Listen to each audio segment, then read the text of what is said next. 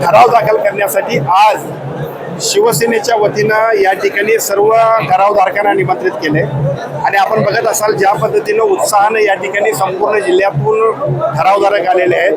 व्यासपीठावरचे सर्व प्रमुख नेते असतील किंवा सर्व ठरावधारक असतील, या सगळ्यांच्या माध्यमातून गोकुळच्या निवडणुकीमध्ये शिवसेनेच्या वतीने एक मजबूत संघटन करून आम्ही सगळेजण या निवडणुकीला सामोरं जाऊ.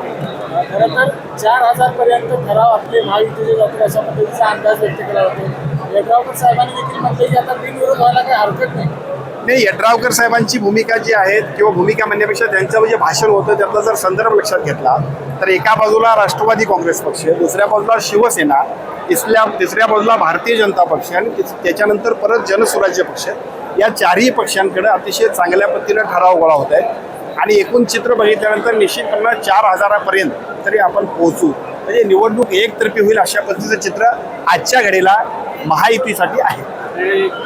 जे छोटे छोटे गट आपल्याला मिळत आहेत, सरुडकर गट, नरके गट वगैरे, आणि किती माहिती फक्त होणार नाही. आजच्या घडीला आपण जर बघितलं असेल तर शिवसेनेच्या बरोबरीनं राष्ट्रवादी असेल, भारतीय जनता पक्ष असेल, जनसुराज्य असेल, यांच्याकडेच संघटन मजबूत आहे.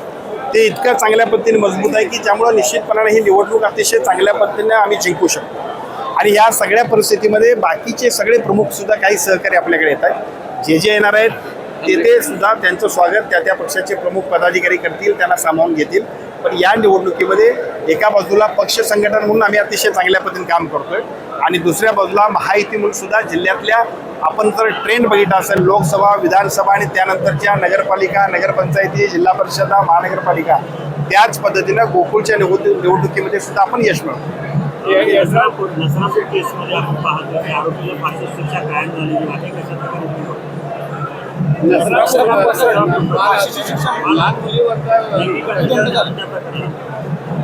ज्या गोष्टी व्हायला पाहिजेत, खरं तर चुकीच्या गोष्टींवरती कारवाई व्हायला पाहिजे, ती त्या पद्धतीने होणं अपेक्षित आहे. मला असं वाटतं या सगळ्या गोष्टी अजूनही गतीने व्हायला पाहिजे. साहेब, ही निवडणूक जरी महायुती म्हणून लढत असला तरी देखील आजची ही ताकद पाहता शिवसेना एक मोठा भाऊ होईल असं वाटतंय का? आदरणीय नरके साहेबांनी तिथं मगाशी जे भाषणामध्ये सांगितलं आहे की ज्याच्यामध्ये छोटा भाऊ, मोठा भाऊ याच्यापेक्षा सुद्धा पक्ष म्हणून आमचं संघटन आणि जिल्ह्यात वाढत असणाऱ्या शिवसेनेवरचा लोकांचा विश्वास सुद्धा आजच्या मेळाव्याच्या निमित्तानं दिसला. अजूनही तो वाढत राहील. अतिशय चांगल्या पद्धतीचे कार्यकर्ते आमच्या सगळ्यांच्या समवेत येत आहेत. प्रत्येक ठिकाणी शिवसेनेचा प्रत्येक कार्यकर्ता जबाबदारीच्या पदावर बसावा यासाठी आदरणीय शिंदे साहेबांच्या नेतृत्वाखाली आम्ही सर्वजण, मग आमचे दोन्ही आजी माजी खासदार असतील, आम्ही आमदार मंडळी असो, माजी आमदार असतील किंवा सर्व शिवसेनेचे सन्मान्य पदाधिकारी काम करतायत. त्याचंच प्रत्यंतर आज आपल्या सर्वांना दिसतं.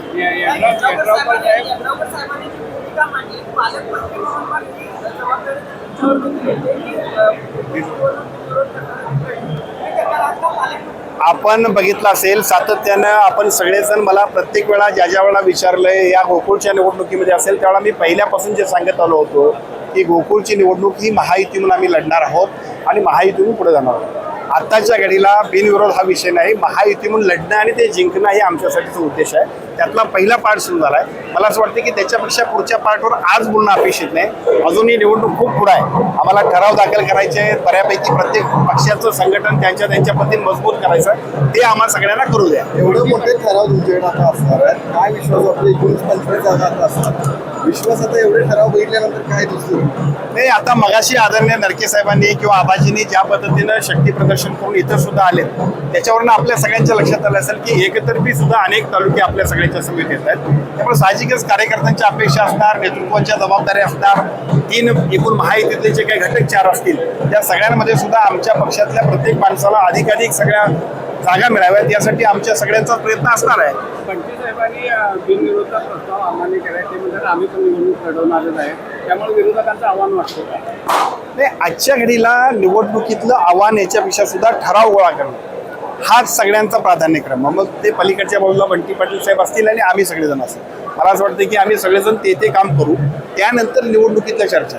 तुम्हाला आणि आम्हाला आता असा गैरसमज व्हायला की बहुतेक उद्याच निवडणूक आहे असं आपण समजायला. आता आपण ठराव दाखल करायला, पण निवडणुकीतला उत्साह आणि ईर्ष्या इतकी झाली आहे की लोकांना असं वाटतं की बहुतेक आता निवडणुकीचा फॉर्मच भरायचा आहे, अजून त्याला वेळ आहे, बऱ्याचशा गोष्टी आहेत. आजच्या घडीला आम्ही सगळेजण महायुती म्हणून आणि शिवसेना म्हणून आम्ही सगळेजण अतिशय चांगल्या पद्धतीनं ठराव दाखल करतोय. उद्या आपला वाढदिवस आहे, या सगळ्या राजकीय माहोल बघता राजकीय संकल्प काय आहे का?